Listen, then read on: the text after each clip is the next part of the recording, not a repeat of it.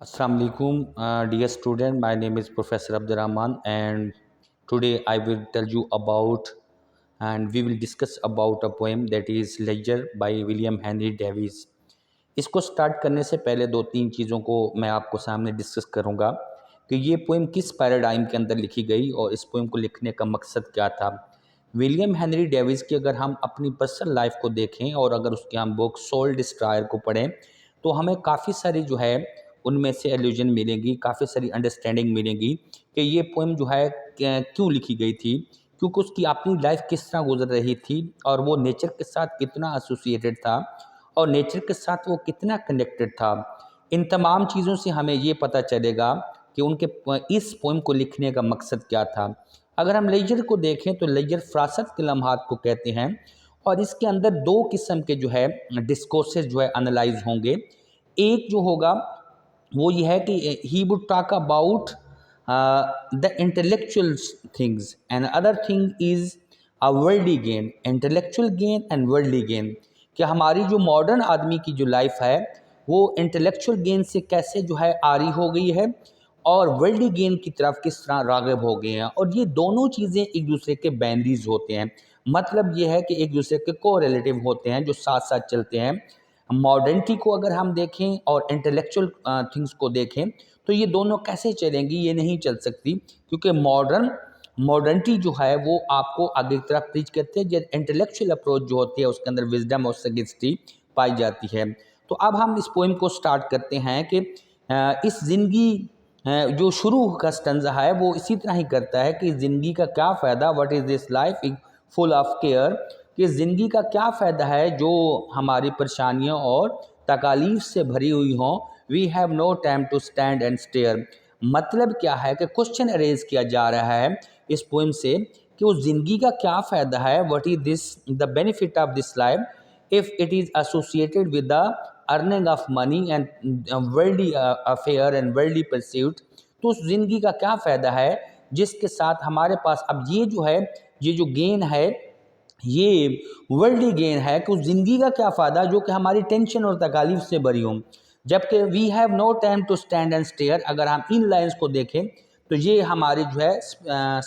जो है ये हमारी इंटेलेक्चुअल्स को अपील करती हैं कि यानी हमारे पास टाइम ही नहीं है कि एक लम्हे के लिए हम स्टे कर सकें और नेचर को ऑब्ज़र्व करें कि नेचर हमारे लिए क्या कर रही है, और हम नेचर का पार्ट है तो हमारे पास एक दफ़ा रुकने के लिए भी टाइम नहीं है। No time to. अब अगले स्टंजा के अंदर जब वो जाता है कि हमारे पास कोई भी वक्त नहीं है कि हम ठंडी छाँव के नीचे खड़े हो सकें। अब it is connected with the nature.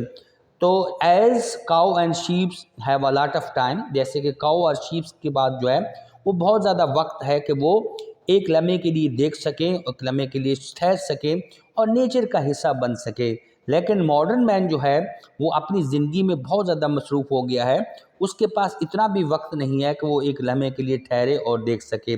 तीसरा स्टंजा के अंदर जाता है फिर वो कि अब जब हम जंगल में से गुजरते हैं, no time to see squirrel की बात करता है कि हमारे पास इतना टाइम नहीं है कि हम एक लम्हे के लिए जो है जंगल में से जब गुजरें तो वहाँ पे जो छोटे छोटे गुलेरी होते हैं उनकी जो हरकत और सकनात हैं वो बड़ी दिलकश होती हैं हमारे पास उनको देखने की, क्योंकि वो अपनी अपकमिंग डेज़ के लिए जो है अपने जो नट्स होते हैं उनको छुपाते हैं ताकि बर्फ़ के सीज़न में जो है जो आने वाले दिनों के लिए जो है वो ज़ख़ीरा अंदोज़ी करते हैं, तो वो जहाँ के वो कर सकें मील को, तो उनका ये नट तोड़ना और जाकर छुपाना जो है बड़ा दिलकश नज़ारा होता है। लेकिन अफसोस के मॉडर्न मैन के पास इतना टाइम भी नहीं है कि वो एक लम्हे के लिए ठहरे और देख सके।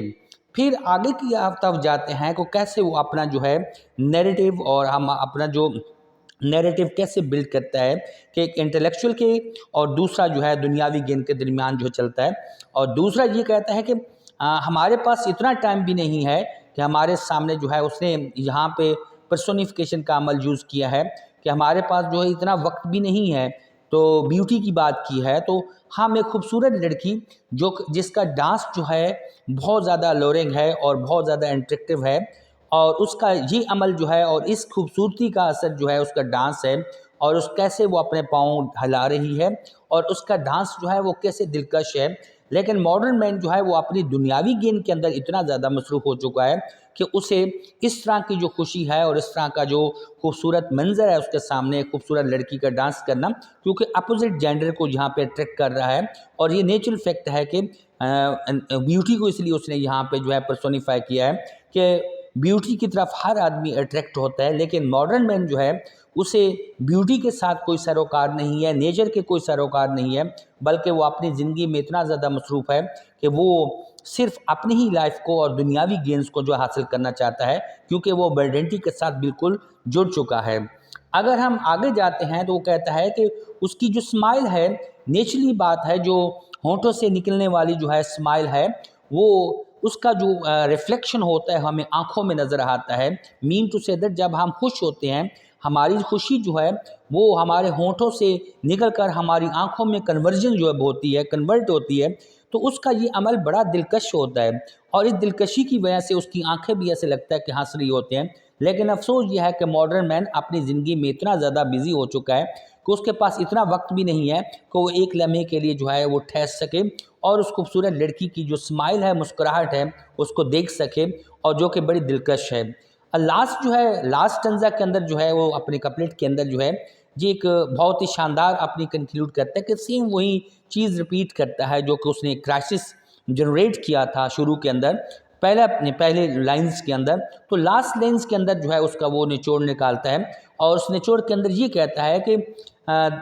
If this is life full of care and tension that's we have no time to stand and stare, कि अगर हमारे पास जो है वक्त नहीं है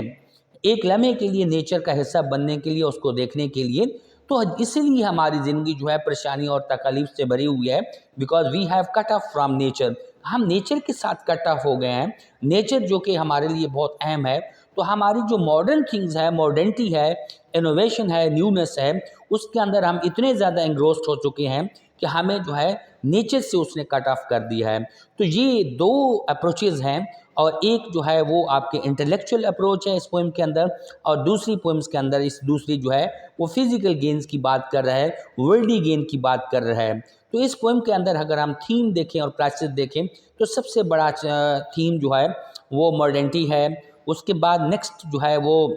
इसके साथ नेचर है, और तीसरा जो है वो स्पिरिचुअलिटी भी है इसके अंदर, क्योंकि स्पिरिचुअल अप्रोच करता है, हमें क्वेश्चंस करके हमें नेचर के साथ जोड़ने के लिए जो है वो डिफरेंट किस्म के जो है वो सिंबल्स देता है, ताकि हम जो है नेचर की आवाज़ को समझ सकें, बल्कि मॉडर्निटी से हम दूर होकर नेचर की आवाज़ को भी समझें, क्योंकि नेचर, इंसान जो है वो इस नेचर के एक बहुत बड़ा शाहकार है, एक एक्टर है। अगर वो ही खुद अपनी नेचर से दूर हो जाएगा तो नेचर से वो भी कट ऑफ हो जाएगा, और इंसान का नेचर से कट ऑफ होना मतलब यह है कि जो वर्ल्ड है हमारी उसको भी हम कट ऑफ कर देंगे। तो इसलिए उसने दो अप्रोचेज यूज़ किया, और लास्ट में जो है लेजर का जो है हमें फुर्सत के जो लम्हात हैं वो नेचर के साथ गुजारने को भी जो है हमें तरगीब देता है, करता है कि हमें नेचर के साथ कैसे जुड़ना है। तो ये पोएम जो है इसको मैंने इसका पूरा एनालिसिस किया है ताकि आप लोगों को अच्छी तरह समझ सके कि क्योंकि ये कैसे मॉडर्निटी और कैसे जो हमारे जो नेचर है उसका आपस में चलना है, और कैसे जदीदियत आ रही है और हम नेचर से किस तरह कट ऑफ होते जा रहे हैं।